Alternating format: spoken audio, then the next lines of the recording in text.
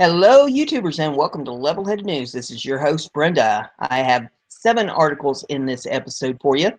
All the URLs are in the description of the video for your convenience in case you want to do more research on them.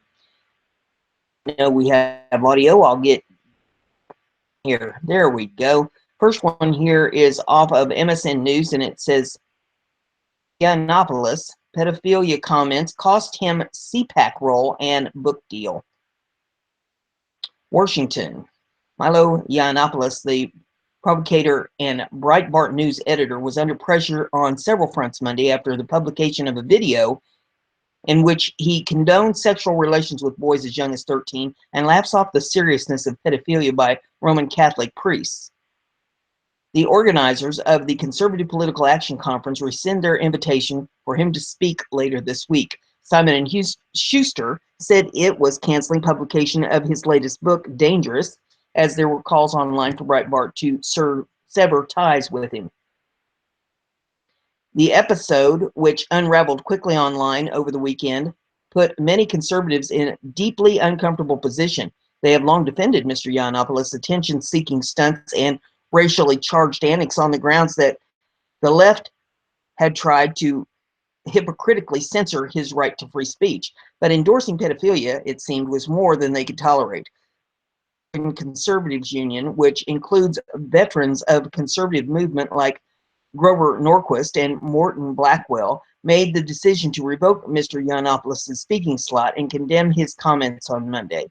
We the invitation knowing that the free speech issue on college campuses is a battlefield where we need brave conservative standard bearers, Matt Schlapp, the chairman of the American Conservative Union, said in a written statement. Regarding Mr. Yiannopoulos' comment, Mr. Schlapp called them disturbing and said his explanation of them was insufficient. Mr. Yiannopoulos is a marquee contributor to Breitbart News, where he serves as senior editor and amassed a fan base for his stunts and often outrageous statements. But by Monday afternoon, his future at the website was being hotly debated by top management. One Breitbart journalist who requested anonymity to describe private deliberations described divisions in the newsroom over whether Mr. Yiannopoulos could stay on. There was some consensus among staff members that his remarks were more extreme than his usual speech, the journalist said, and executives were discussing by telephone whether his apology was enough to preserve his position at the site. Breitbart representative declined to comment. On Twitter from a conservative group called the Reagan Battalion, Mr. Yiannopoulos denied that he had ever condoned child sexual abuse, noting that he was a victim himself, as he blamed his British sarcasm for leading to a misunderstanding. But in the tape, Pullmanist is clear that he has no problem with older men abusing children as young as 13, which he then conflates with relationships between older and younger gay men who are consenting age. No, no, no, you're misunderstanding what pedophilia means, Mr. Yiannopoulos said on the tape, in which he is talking to a radio host in a video chat. Pedophilia is not sexual attraction to somebody 13 years old who is sexually mature. Pedophilia is an attraction to children who have not reached puberty, he added. That fact that the 13-year-olds are children, he says, is arbitrary and oppressive. Conservatives reacted with near unanimous disgust at the comments. Some expressed bewilderment that would extend an invitation to Mr. Yiannopoulos in the first place, given his history of statements that have been offensive to blacks, Muslims, and generally push the bounds of decency. Twitter has banned him. Colossal misjudgment, Rich Lowry, editor of National Review, wrote on Twitter. Now CPAC has put itself in the role of censor. And for what? Guy Benson, the writer and radio host who also happens to be gay, wrote on Twitter that Mr. Yiannopoulos seemed to have been designed in a laboratory in order to perpetuate some of the ugliest stereotypes about gays and conservatives. Grimbaum and Michael Paulson contributed reporting from the This. So there you have that one. Can't make this stuff up. Next one's off of Fox News US. It says, paroled gang member fatally shoots California officer after car crash. A recently paroled gang member killed his cousin and stole his car Monday, then shot and killed a Whittier, California police officer and wounded his partner before being wounded himself, authorities said. Officer Keith Lane Boyer died and Officer Patrick Hazel was wounded when they answered a report of a traffic accident in the eastern Los Angeles County suburb. A motorist pointed out the location of the car that had rear-ended his vehicle, and the officers approached the driver. When they get him out of the car, they go to pat him down for weapons. They can see he's got tattoos all over his face and all over his neck, County Sheriff's Lieutenant John Corina said. The man then pulled a semi-automatic handgun from his waistband and opened fire. Two were wearing bulletproof vests and shot back, Corina said. They walked up on the vehicle believing the motorist was in need of medical help, and they ended up in a gunfight for their lives, Sheriff Jim McDonald said, or McDonald. Whittier Police Chief Jeff Piper wept as he described Boyer as friend of more than 25 years. All of us have been grieving, the chief said, and I didn't think I had any tears left. A 26-year-old gang member had a history of serious crimes and had been granted early release from Los Angeles County Jail about a week ago, Corina said. He didn't know the nature of his offense. His name wasn't immediately released. Shot and killed his cousin in East Los Angeles and took his car, which later rear-ended another car in a neighboring city of Whittier, Corona said. He got out and asked those he had hit in car from the intersection. Boyer and Hazel didn't know details when they answered the report of the car accident, Corina said. Boyer was pronounced dead at the hospital. Hazel, a 3-year veteran, and suspect were hospitalized in stable condition and were expected to live. A long line of police cars escorted the slain officer's body from a hospital in Irvine to the coroner's office. Mourners placed candles and flowers outside the police headquarters. Boyer joined the force as a dispatcher in 1989 and became a full-time officer in 1990. A divorced father who played the drums, he was the best of the best. For advice by his colleagues and superiors, the chief said. Boyer recently talked to the chief about retiring. The department has about 125 sworn officers who patrol Whittier and Santa Fe Springs. Department has had 2 other officers killed in the line of duty, a detective in 1979 and a corporal in 1977. Thoughts and prayers to all involved in that. The next one is off of BizPac Review, and it says, Coulter calls a day without immigrants a huge success. Drops best suggestion ever for next year. Coulter took to Twitter late Sunday morning to call the Day Without Immigrants protest a huge success. Wait a minute, what did you say? No, Coulter did not go over to the other side. In addition to her comments, she linked to a Washington Times article about a number of California high school teachers being placed on paid leave for social media, that their classes were smaller and more productive without striking students who participated in the protest. Now that's going to leave a mark. That's what you get when you jump bandwagon, as an excuse to be lazy and or get drunk, one teacher wrote. Best school day ever. Another said in her classes that day made a very pleasant day. As for Coulter's remarks, her followers seemed to be in agreement. Here's a sampling of responses from Twitter. Next year, can John McCain join them for a skydive off a bridge? I think a decade without immigrants would be a great idea.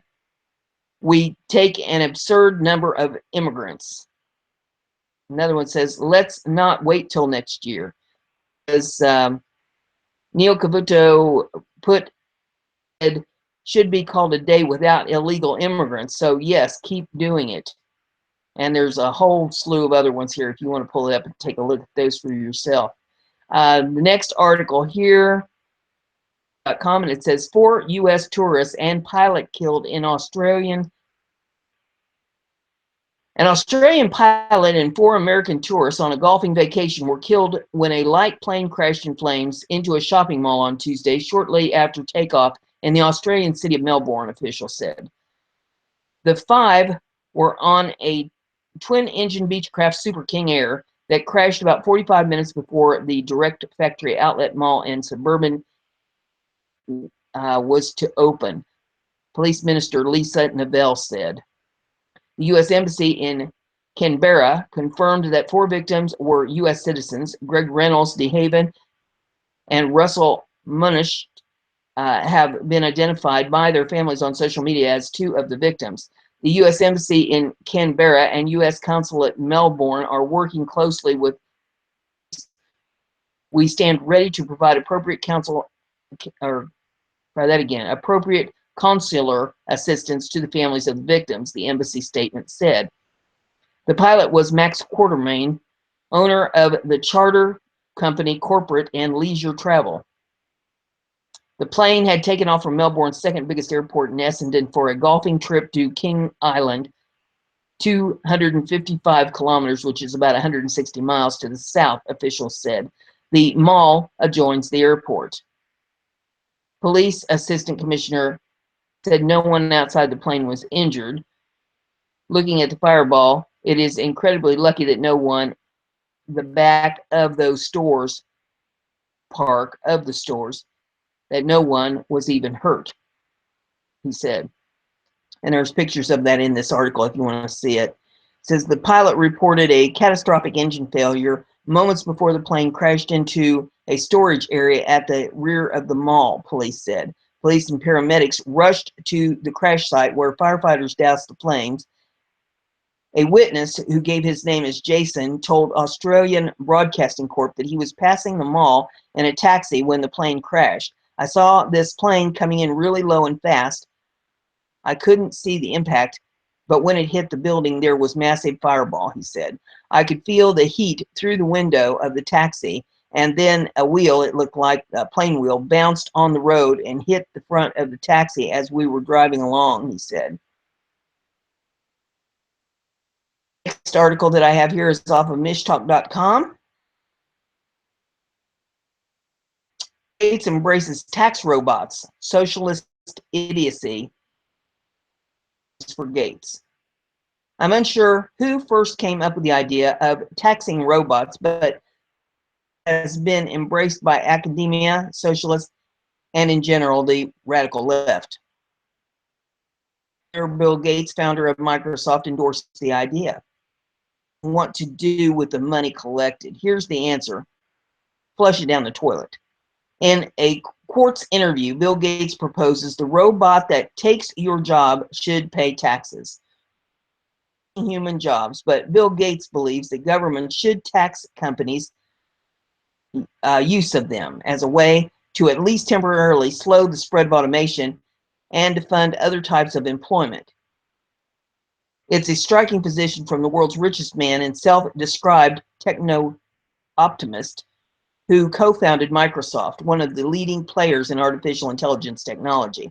In a recent interview with Quartz, Gates said that a robot tax could finance jobs taking care of elderly people or working with kids in schools for which needs are and to which humans are particularly well suited.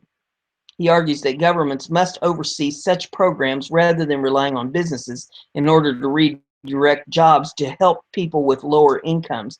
The idea is not totally theoretical. Considered a proposal to tax robot owners to pay for training for workers who lose their jobs. Through on 15th, the legislators ultimately rejected it.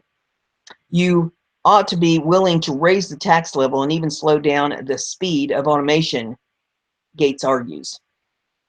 What do you think of a robot tax? This is the idea that in order to generate funds for training of workers in areas such as manufacturing who are displaced by automation, one concrete thing that governments could do is tax the installation of a robot in a factory, for example. And Gates says certainly there will be relate to automation. Right now, the human worker who does, say, $50,000 worth of work in a factory, that income is taxed and you get income tax, Social Security tax. The robot comes in to do the same thing. You'd think that we tax the robot at a similar level. This is the proposal, and Bill Gates says robots should be taxed like workers.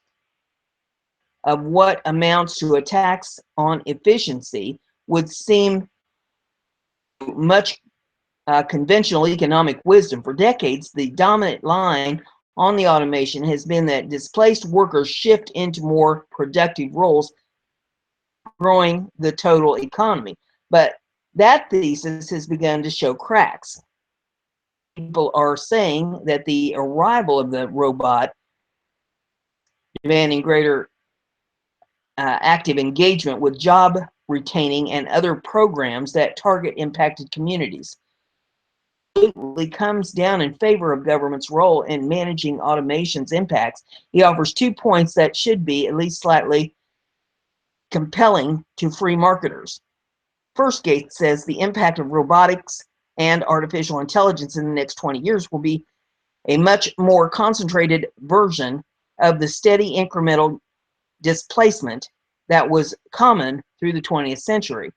The market alone won't be able to deal with the speed of that transition, and Gates further suggests much of the potential for putting free labor to better use will be in the public sector.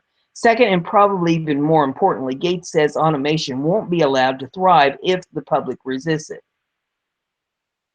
It's hard to know where to begin with such idiocy. Raise an important construct regarding a tax on efficiency. Retrain workers to do what? Number 2, how will the government or anyone else know the correct retraining field? Number 3, how will the government or anyone else know the number of people needed? And number 4, who pays the robot tax?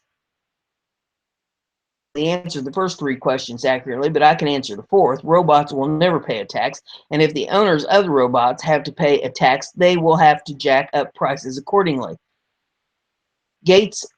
What Gates is saying is, number 1, too much efficiency is a bad thing, and number 2, money that buys more goods and services is a bad thing, and number 3, the government knows better what to do with your money than you do. Ultimately, consumers will foot 100% tax. More accurately, consumers will foot far more than 100% of any robot tax collection, because government bureaucrats will waste at least 50% of the amount collected, deployed in the wrong areas, paying contracts awarded. Curiously, Gates argues we need a tax efficiency to point it's no longer efficient, or the efficiency will die on its own according, because automation won't be allowed to thrive if the public resists it. The next article that I have here, rats. New cars' soy-coated wires give rodents plenty to chew on. This is off of MSN, and it says, Joanne Kozakowski Koch loves her 2016 Volvo XC60. So do the rats in her neighborhood. They're chewing through wires in her engine compartment, causing hundreds of dollars of damage. Her husband, Tracy, live in Santee, California, just east of San Diego. Recently retired, they enjoyed the open road, exploring new places. The first clue that something was wrong came last October. I've just taken the car in for the 10,000-mile check at the Escondido dealership, Joanne said, when I got an alert about the tires. Tire pressure alert might have something to do with their recent road trip to the Grand Canyon. The tires were just fine, it turns out. Had a look and told me that rodents had done some wire damage. Joanne paid $400 for repairs and figured she'd left her Volvo in the unlucky place at the Grand Canyon National Park. But Joanne's duel with rats was just starting. Got an alert that her water coolant was low. Strange. She checked under the hood, and to her dismay, she saw freshly chewed wires. Joanne read on the internet that peppermint worked as a rodent repellent, so she spread some on the driveway. One afternoon, she decided to check the wiring Any fresh damage? Easing the hood up, she laid eyes on a portly rat crouched on top of the engine block. She slammed the hood and ran back into the house, yelling for her husband. Tracy came out, looked inside, and assured Joanne that the rat was gone, but he also saw that the wires looked more chewed up. This time, they took the XL60 to a different Volvo dealership in San Diego. The service guys confirmed what Joanne already knew. Rodents had chewed through wiring. That set her back another $200. Since the second visit, Joanne and Tracy have upped their game, perhaps, and has caught one rat. Meantime, Joanne conducted an exhaustive Google search and discovered a new rat repellent, coyote urine. She bought a supply of coyote formula from Home Depot for $24 plus shipping. Every evening, Mrs. Kowalski Koch places a sponge soaked in coyote urine on a tin vessel near her front tires. Joanne pours a little coyote piss around her tires. I dot my driveway with some too, she says. She also places a coyote urine soaked sponge inside a tin pan near the car. She's not sure if it's working yet and does not want to take her car in for any more repairs until she's rid of the rats once and for all. Meantime, the couple noticed something else strange. Their other car in the driveway, an older Toyota MR2, seemed to be immune from all the rat attacks. Why was her Volvo getting all the attention? She called the Volvo service hotline, and after some back and forth with the customer service representative, and unearthed a missing piece of the puzzle. Some Volvo components are apparently coated with materials derived from soy. Aha! Some newer model cars use materials like soy that are more biodegradable than plastics. It's all part of an effort to make car parts more environmentally friendly. A Volvo service representative at a Volvo dealer in Michigan confirmed some instances of chewed wires, though they mostly occurred in rural areas, not cities. A Volvo spokesperson said that an initial investigation into the subject did not return any substantive information. Experience with her Volvo does not appear to be an isolated case. Honda, Toyota, and other automakers seem to be experiencing chewed up wires too. Experienced a setback with their recently purchased 2014 Mazda 5. One weekend, they parked in a campground in San Diego, a few miles from the ocean. During their Sunday return drive, the car got stuck in second gear and would run no faster than 30 miles an hour. They had to get off the highway and take side streets home. Service advisors at their dealership confirmed that chewed wires had caused the automatic transmission to lock into second gear. The harness had to be replaced. Their newly obtained Mazda had a 30-day warranty, so the dealership agreed with great reluctance to cover the $1,200 in repairs. Some Toyota and Honda owners say they have shelled out thousands of dollars to replace wiring. In September of 2016, a class action suit was filed against Toyota for vehicles produced between 2012 and 2016 that used soy-coated wiring.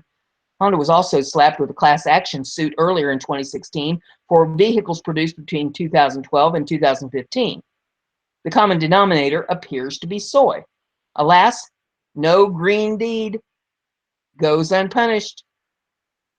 Are the rat turf wars enough to spoil Joanne's feelings for her Volvo? No, at least not yet. My husband and I do lots of road trips. I love the way the four-wheel drive works. It feels like the tires are bolted right to the road. We could find a way to bolt the rats at a safe distance from the soy. Anne's life would be perfect. And last but not least in this episode, off of BizPack Review, just when you think you've heard it all, calls to eliminate menacing black silhouette targets at gun ranges. We've seen everything when it comes to racial hysteria. A collective of artists are calling on the International Association of Law Enforcement Firearms Instructors to end the use of black silhouette targets at gun ranges. The No More Black Targets campaign claims there's a potential correlation between the use of menacing black silhouettes and the death of young black men. Young black men are 3 times more likely to be shot by trained shooters than their white peers, the group states on its website. A disturbing potential correlation. The most popular target for shooters to learn to use a firearm is a black silhouette. Bias can be deadly. Here's an example of a suggested alternative shown here in this article. If you want to pull it up and take a look at it, it's like a multicolored cartoon character. It says, which may actually improve accuracy because you can hit that without being distracted. You're pretty good. The group has created a change.org petition as part of an effort to raise awareness of the danger of unconscious bias and how it may be perpetuating on gun violence against young black males. The artists based their stance on a study that concluded shooters were more likely to fire at black targets. In our study, we found two main things. First, the people were quicker to shoot black targets with a gun relative to white targets with a gun, says University of Illinois researcher Yara McElwee. And people were more trigger happy when shooting black targets compared to shooting white targets. So there you have it. Ensconced in stone, given how unbiased college campuses are today in America, right? That's all I have in this episode, but I've got another episode to go. If you like what I'm doing here, give it a thumbs up, share it on your social media so everybody gets to enjoy the entertainment, and don't forget to subscribe if you haven't done that yet.